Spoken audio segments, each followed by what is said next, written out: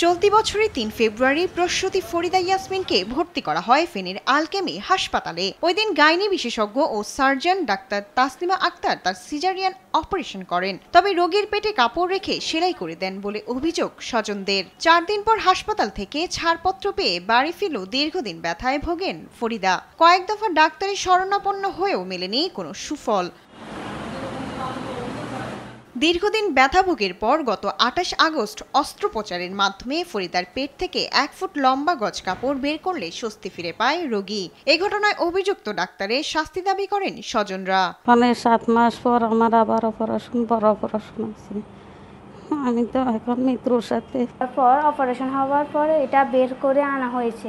এখন আমি আমার আম্মুর জন্য ডক্টর তাসলিমার শাস্তি চাই। আমি ডাক্তারের কাছে আমরা আছি চিকিৎসার জন্য। ডাক্তাররা এইভাবে যদি জীবন নিয়ে খেলা করে তাহলে আমরা কার কাছে যাব?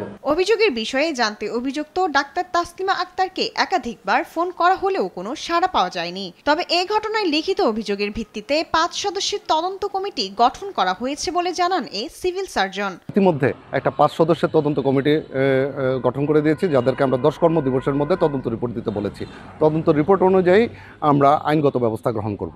চিকিৎসা সেবায় এ ধরনের গাফিলতি কতটা ভয়াবহ হতে পারে সেই প্রশ্নই এখন ঘুরপাক খাচ্ছে মানুষের মাথায়। শায়লা খান, নিউজ ডেস্ক, দেশ টিভি।